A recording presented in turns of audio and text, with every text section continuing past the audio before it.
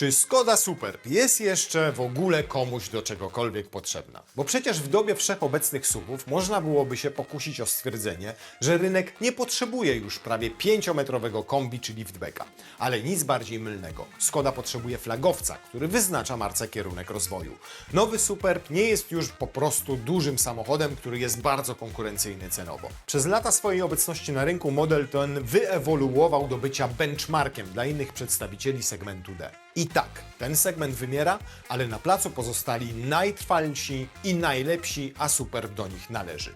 Można byłoby pomyśleć, że dzisiejsza klientela, mając do wyboru 7-miejscowego SUV-a i wydawałoby się niemodne kombi lub archaicznego liftbacka, zawsze wybierze auto z wyższym prześwitem. I tak, większość osób wybierze na przykład Skodę Kodiaq, ale nie każdy potrzebuje trzeciego rzędu siedzeń, nie każdemu podoba się podwyższona sylwetka, nie każdy lubi siedzieć wysoko. Dlatego właśnie Superb nadal sprzedaje się całkiem dobrze, bo to jedna z lepszych alternatyw dla SUV-ów. A jeśli Wy szukacie alternatywy dla swojego obecnego auta, to koniecznie wejdźcie na naszą platformę findcar.pl, bo tam znajdziecie najlepsze oferty najpopularniejszych modeli w Polsce, a wszystko to tylko od autoryzowanych dealerów. Superb jest z nami nieprzerwanie od 2001 roku. Pierwsza nowożytna generacja była po prostu Passatem z dłuższym rozstawem osi.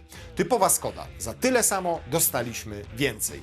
Drugie wcielenie było nieco inną historią. Największe auto w gamie czeskiej marki różniło się wizualnie od swojego niemieckiego bliźniaka.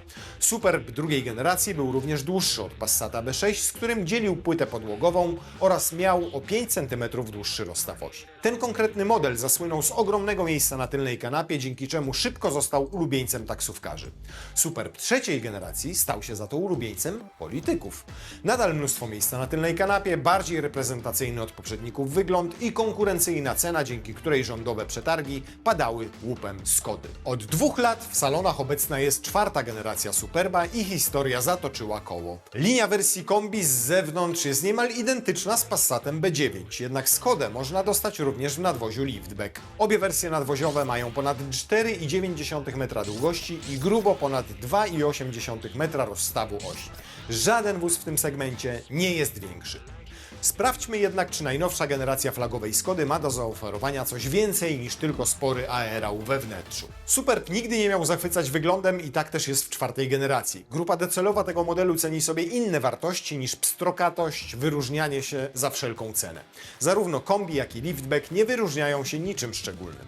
Są dyskretnie eleganckie, proste i niczego nie udają. Główne walory tego wozu mamy znaleźć we wnętrzu, w bagażniku i pod maską, a nie z zewnątrz. Nie oznacza to jednak, że Superb jest brzydkim samochodem. Niektóre modele w historii motoryzacji, szczególnie będąc w nadwoziu kombi, miewały dziwne proporcje.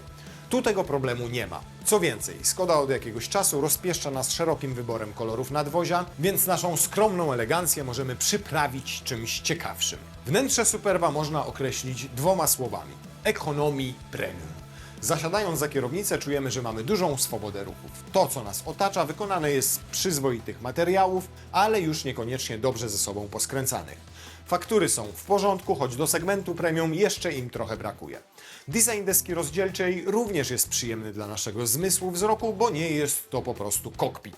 Ktoś postarał się, żeby całość tworzyła wrażenie nienachalnego komfortu. W odróżnieniu od Passata, ekran multimedialny nie ma tu wyłączności na sterowanie funkcjami pokładowymi. W Superbie mamy również fizyczne pokrętła, które nie dość, że dobrze wpasowują się stylistycznie do reszty wnętrza, to jeszcze ułatwiają obsługę wszystkich funkcji ogrzewania, klimatyzacji, służą jako potencjometr do zmiany głośności, do włączania ogrzewania czy wentylacji foteli, jeżeli takowe posiadamy, a nawet do zmiany trybów jazdy.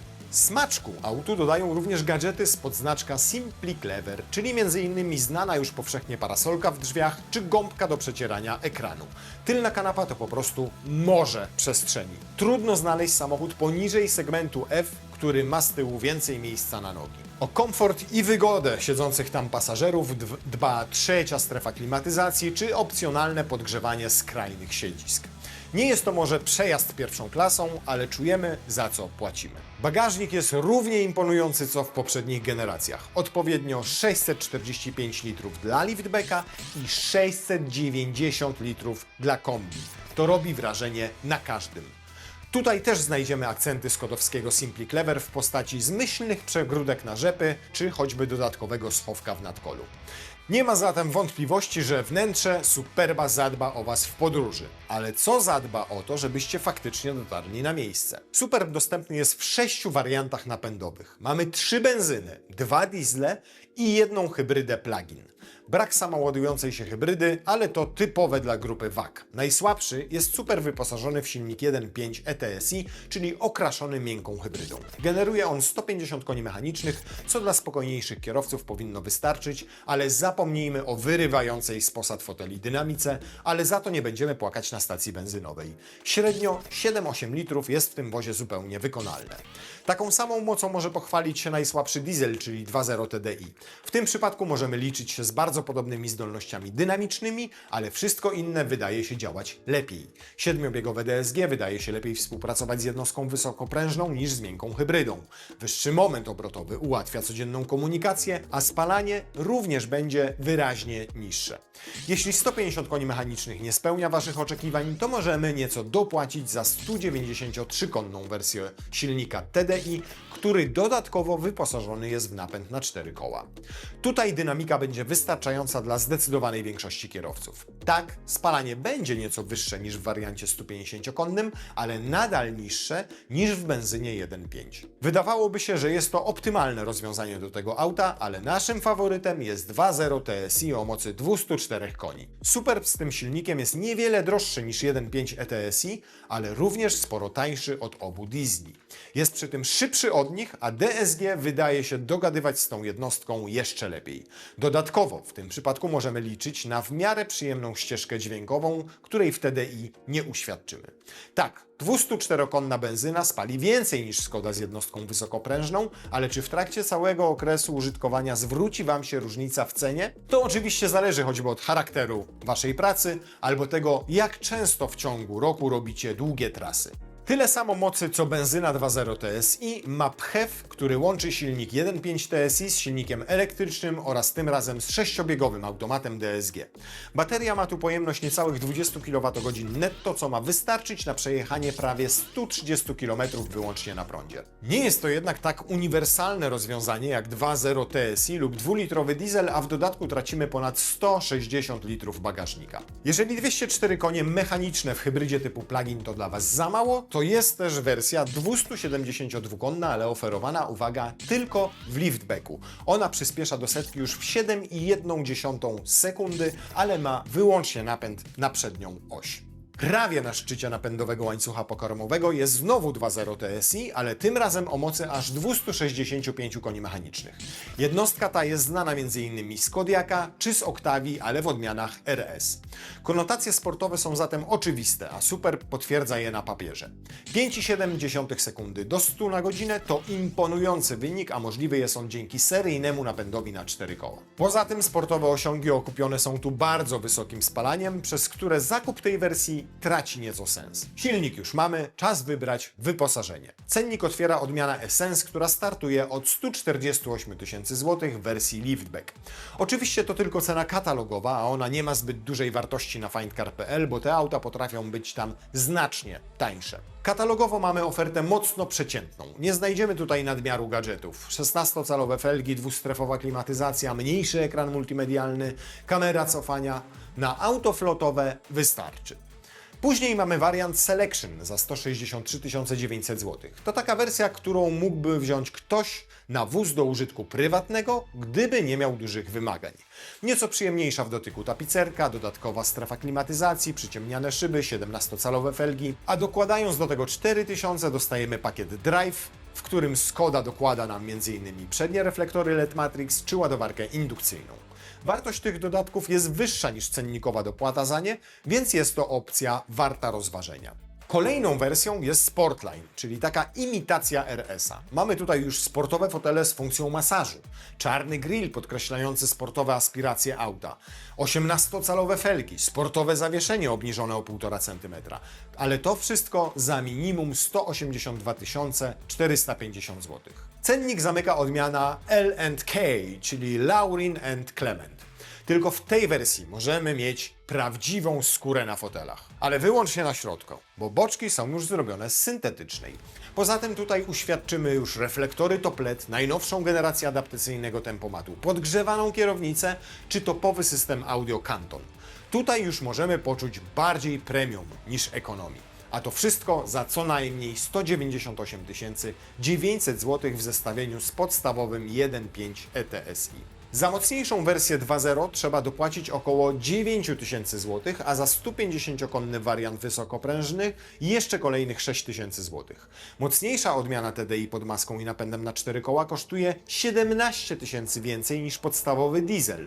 Co ciekawe, 204-konny plug-in wyjdzie Was prawie 13 000 zł mniej niż diesel 4x4. Cennik zamyka 265-konne 2.0 TSI. Za wersję Selection zapłacimy minimum 200 000 i 350 zł, a za najbogatszy wariant Laurin & Clement 231 850 zł. Na koniec zostaje PHEV o mocy 272 koni. Jest on dostępny tylko w dwóch najbogatszych wariantach wyposażenia, czyli Sportline i Laurin & Clement, które odpowiednio kosztują 206 i 216 tysięcy złotych. A teraz realne oferty.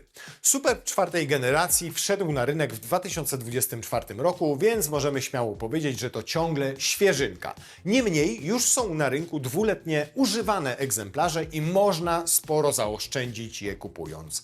Sami zobaczcie, mamy tutaj Superba w wersji Selection, czyli na pokładzie mamy wszystko co potrzeba, choć bez fajerwerków, trochę ładniejsza niż w podstawowej odmianie tapicerka, trzystrefowa klimatyzacja, przyciemniane szyby i ten egzemplarz ma pod maską 2-litrowego diesla o mocy 150 koni. Nie oszukujmy się, dla tego wozu z tym silnikiem taki przebieg to dopiero rozgrzewka. Auto wystawione jest przez salon grupy KIM w Gorzowie Wielkopolskim za niecałych 150 tysięcy złotych, czyli oszczędzamy około 40 000 względem nówki sztuki. Szukacie nieco mocniejszej benzynowej oferty? Proszę bardzo, mamy tutaj podemonstracyjnego Superba 2-litrowego, 204-konnego, benzynowego, a wszystko to obudowane wersją Sportline. We wnętrzu mamy zatem sportowe fotele. Nadwozie zostało obniżone o 15 mm. Wrażenie robią tutaj 20-calowe felgi, które naprawdę budzą respekt. A wszystko to za 179 tysięcy złotych. 60 tysięcy mniej niż mówi katalog.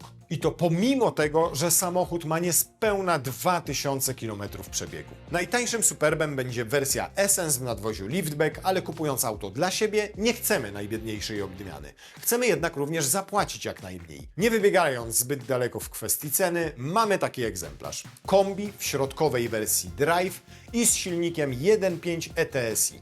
Na pokładzie mamy właściwie wszystko, co niezbędne, a wszystko to za 175 tysięcy złotych, co przekłada się na ponad 20 tysięcy złotych oszczędności względem ceny katalogowej. Za tyle samochodu z takim wyposażeniem nie jest to wygórowana cena. A teraz kolejna okazja, tym razem w salonie grupy Bednarek w Łodzi. Mamy tu egzemplarz z 2-litrowym dieslem o mocy 193 koni i napędem na 4 koła. Wszystko to otulone bogatym wyposażeniem wersji Laurin & Clement. Na pokładzie częściowo naturalna skóra, progresywny układ kierowniczy, fotele z masażem. I taki zestaw na findcar.pl znajdziecie za 40 tysięcy złotych mniej niż wynika z ceny katalogowej.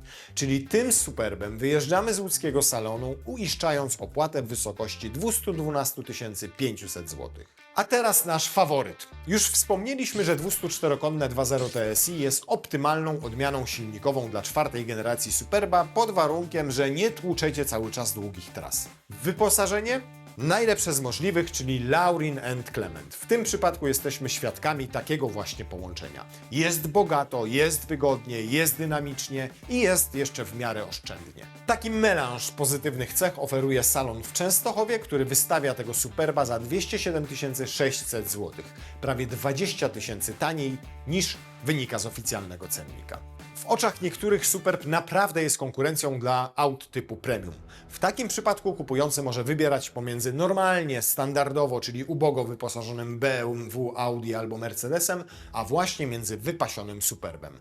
I takie też znajdziecie na findcar.pl. Mamy chociażby taki egzemplarz wystawiony przez salon Skody Centrum we Wrocławiu. Wersja Sportline, wyróżniający się kolor błękitny kobalt, pełno bajerów w środku, pod maską 2.0 TSI o o mocy 265 koni i jeszcze napęd na 4 koła. Taka Skoda wystawiona jest za 250 tysięcy złotych, czyli 15 tysięcy mniej niż wynosi cena katalogowa.